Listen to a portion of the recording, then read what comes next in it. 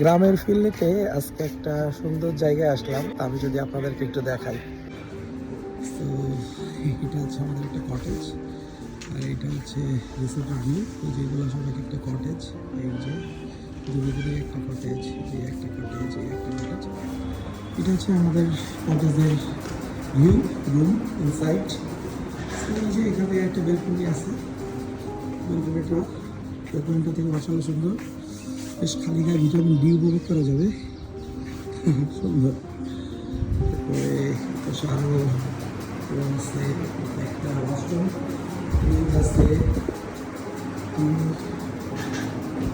যে একটা রুম। আমরা এক্সট্রা বেড নিয়েছি, আমাদের টোটাল 5 জন, যদি সেট আপ 4 জনের, এই আরেকটা রুম। মানে একদম খোলামেলা, মানে একদম কি বলে, আমরা গ্রামে ফিরে গেছি, একদম গ্রামের ফিল পাচ্ছি। এই যে এখানে সবজি ক্ষেত দেখা যাচ্ছে এখান থেকে, জাস্ট অসম।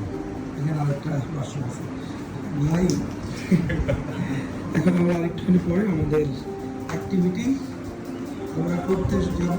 আমরা এখন রিসোর্টটা হেঁটে হেঁটে পুরোটা এক্সপ্লোর করব।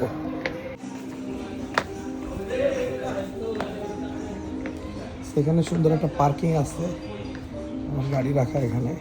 আসলে প্রাকৃতিকও মানে একটা পরিবেশ এখানে, মানে গ্রাম্য একটা ফিল পাওয়া যায়। আসলে যারা গ্রামের প্রাকৃতিক পরিবেশ উপভোগ করতে চান তাদের জন্য রিসোর্টটা অনেক সুন্দর। যে আমাদের cottage, how was the feel man?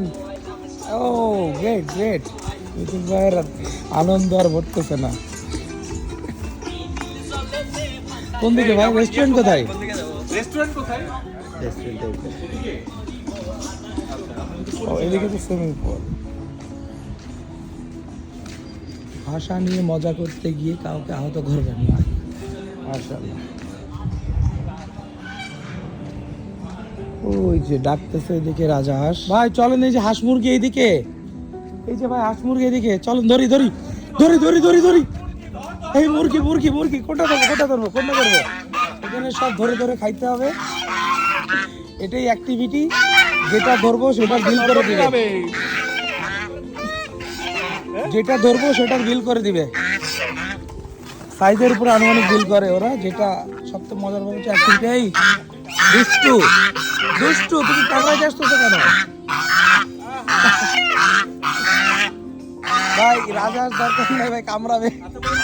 চল মুরগি, এদিকে মুরগি আছে, এই যে এখানে মুরগি আছে ভাই। তো ধরবো কেমনে মিথুন ভাই, কেমনে? অ্যাক্টিভিটিগুলো খুব মজার। এই যে এখানে দেখি সুইমিং পুল আছে, ওকে। এই যে হচ্ছে ওদের সুইমিং পুল, এদিকে খেলার মাঠ আছে, এখানে ফুটবল খেলা করা যাবে।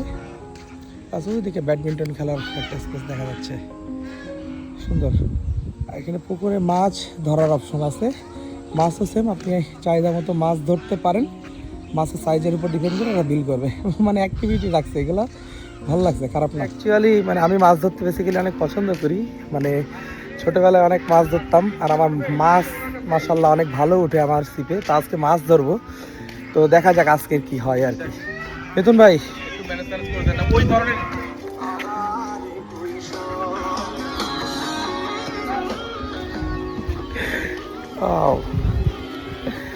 আসলে মানে ভেতর থেকে আসলে ছেলেমু বেরোয় আসতেছে। হ্যাঁ, কারণ এই পরিবেশটা আসলে মানে ছোটবেলার সব স্মৃতিতে আমাদেরকে ফিরিয়ে নিয়ে যাচ্ছে, যার কারণে আসলে অটোমেটিকলি ভেতর থেকে মানে সেই ছেলেমু ব্যাপারটা বেরোয় আসছে। অলরেডি সেটা মিথুন ভাইয়ের মধ্যে দেখা যাচ্ছে।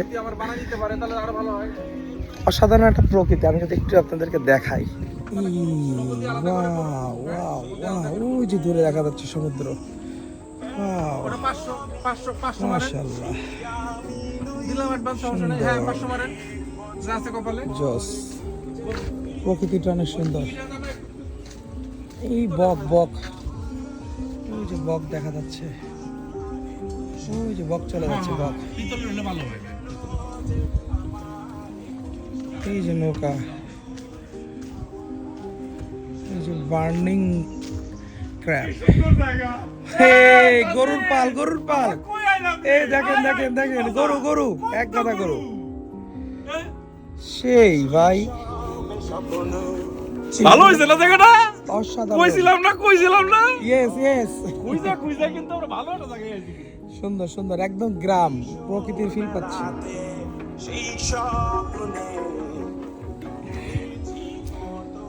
তো আমরা এখন মাছ ধরবো ছিপ দিয়ে, দেখা যাক।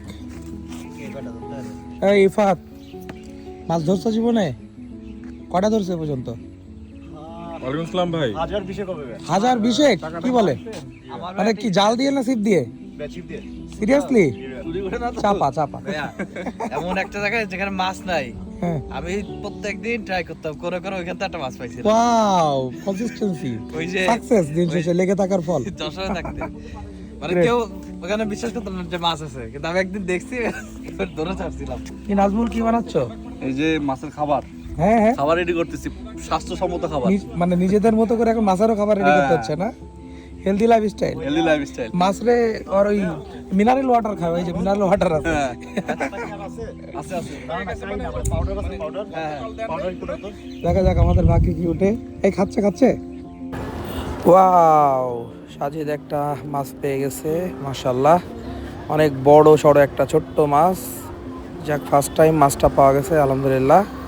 বাট ওয়াও, মাছটা একদম ইউনিক। ওয়াও, এরকম মাছ তো আসলে আমি কখনো এর আগে দেখি নাই, একদম মানে ইউনিক আনকমন একটা মাছ। ওয়াও, জোস জোস, তিড়িং বিড়িং করে লাফাচ্ছে মাছটা। একটা অলৌকিক ব্যাপার, এই মাছটা ডাকে, আমরা একটু মাছের ডাকার শুনি। কেমন মাছ ধরছি আমি? ওরে ভাই, ভূত ভূত ভূত, ছেড়ে দে ছেড়ে দে। দুপুর বেলায় মাছ ধরতে আসছে আমরা, এটা ভূত মাছ। হ্যাঁ, এই মাছ দেখে ডাকে। এই যে নাচ বললে কাটা ফোটাই দিস, দেখছো? উপকারীরা বাগে খাই, এটা তার প্রমাণ। মাছটা ছেড়ে দিয়ে আমরা উপকার করতে গেছি, মাছটা ছোট তাই, কিন্তু ঠিক তোমারে দেখো, এই যে দেখছো?